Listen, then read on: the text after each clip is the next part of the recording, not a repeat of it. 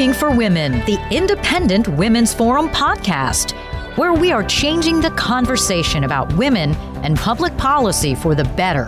Hello, I'm Carrie Lucas, President of Independent Women's Forum. Welcome to IWF's Working for Women podcast. I'm thrilled to be joined today by Senator Deb Fischer from Nebraska. Senator, thank you so much for joining me today. Oh, thank you, Carrie. It's my pleasure. Great. Well, I'm really excited to have a chance to talk to you about an issue that's so important to so many Americans. That's balancing work and family life, and especially paid leave. As you know, there are a growing number of families who are headed by single parents and families who have two parents who are working. And not only are workers often trying to balance work obligations with caring for kids, but also caring for aging parents. And that's a real issue for many working Americans. So, Senator, I just want to hear, how is it that you kind of approach this issue? Well, I agree with you. It's being able to balance everything in our lives and to be able to have a paid family leave program that not only helps employees, but helps those small family businesses in offering that. I think it's going to make life easier. You know, people are getting squeezed all the time. It's a juggling act. You mentioned to be able to take care of your kids, to take them to the doctor, to care for aging parents. That's all part of the life schedule that we have now, and being able to handle all those responsibilities.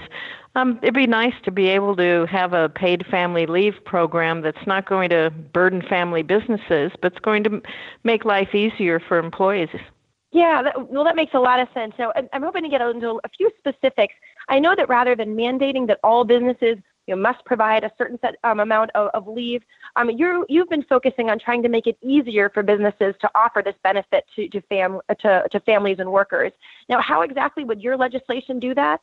Well, exactly. I think it is important that we incentivize employers to do this. And my bill is targeting small businesses. It's those small family businesses where maybe you have 3 employees, maybe you have 10, maybe you have 20, and you'd really like to be able to offer paid family leave, but it's not going to work in the budget of your small business. You're not going to be able to do that. So we have, under this bill, a pilot program, a 2-year pilot program that would really have a carrot out there for these businesses to offer their employees who make $72,000 or less the ability to have this paid family leave, where they can take off an hour or two to take their child to a doctor, where they're able to care for aging parents if an emergency arises.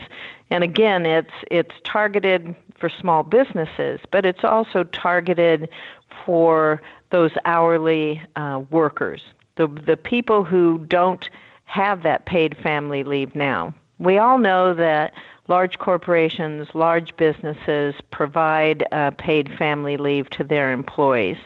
In many ways, it's easier for them to do so. They have the resources that they can do it. But we want to make sure that all employees are able to take advantage of this.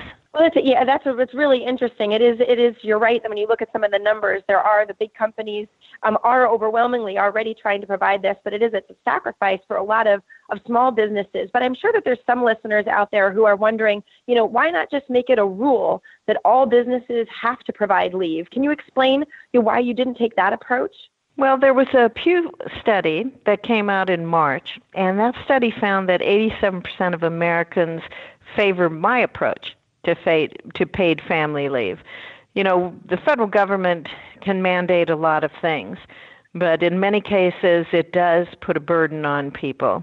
And if the federal government's going to mandate a policy, again, it's these small family businesses that have to pay for it. And in many cases, employees also have to help pay for it by paying a certain percentage of it. So I think while we look and see that paid leave is very popular, it's my approach that seems to get the highest percentage, the highest approval rate of Americans, because we understand the burdens that are sometimes placed on not just employers, but also on employees.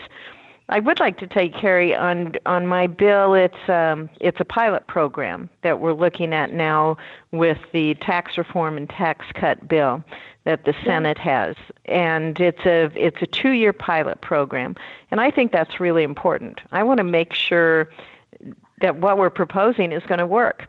I want to make sure that businesses will take advantage of it. The businesses that we're hoping, those small businesses, to take advantage of it. But I really want to make sure that we have people who are really going to see a benefit from it. That's a main point here. Many times we have government programs that are put into place, and there's no accountability at the end to know if they truly are meeting the mission, meeting the goals that were set out. So I think that's an important part of my bill as well. Absolutely. That's interesting to hear, because you're right that so often something is put in place and it's going to be like that in perpetuity, whether it does what we want it to or not. So that is, I'm saying that's a great feature to have included. Yeah, we want to. Yes, I mean we want to make sure that it works and that it works for families. That's the important thing here. We want to have a positive change in people's lives. Absolutely. I know, and when we talk about this, when we've looked at the government creating its own right, like regulating, whether that's creating a minimum wage or raising the minimum wage or other mandates, that sometimes it backfires on employees because it prices them out of the marketplace. There are a lot of employers who just, it's hard to meet the employment costs. And I was wondering if that was something you were concerned about, and even especially, some of the employers, I've seen studies before that suggest that some employers recognize that if they are forced to provide mandated leave benefits, that it might make women less attractive employees. And so in places like Europe, where we always hear about the upsides of their wonderful programs, I think that some people don't recognize that, except that a lot of women out there aren't getting the same job opportunities that we have here because employers don't want to have their employees disappear for 6 to 9 months. So when you were thinking about this law and your approach, were you taking into account this idea that we didn't, we wanted to make sure that women had the opportunity to weren't pigeonholed by anyone? Oh, definitely. We don't want that to happen. We want to make sure that we have a program that's going to be successful. And in order to be successful, it has to work for working women, but also working men as well.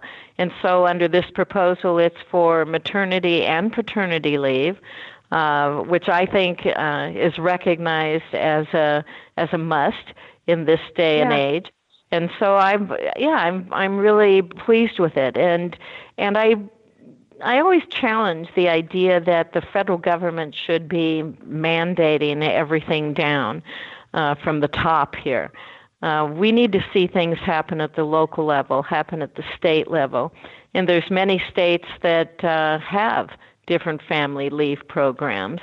Those decisions should be made at the state level. I think it's a testament to that idea that one size doesn't fit all.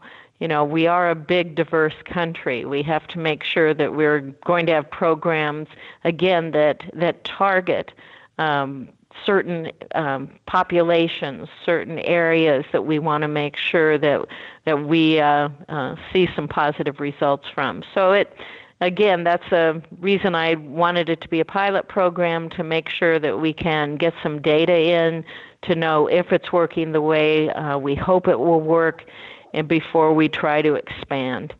Well, that makes so much sense, and it really is. I appreciate that and all the talk about workplace flexibility. Sometimes the solutions that are coming out aren't flexible. When you were pushing a one-size-fits-all solution and saying every business has to do it this way and it has to work this way for every family, that's really, I think, kind of a mistake. And I really appreciate how your approach is preserving this concept of flexibility and recognizes that what works for one business might not work for another. So again, I really want to thank you for taking the time to be with me today.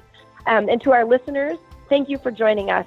For more information on this and many other topics, please come visit us at IWF.org, where all issues are women's issues. If you enjoyed listening to this podcast, please give it a thumbs up, share it on social media, or stop by IWF.org for similar content.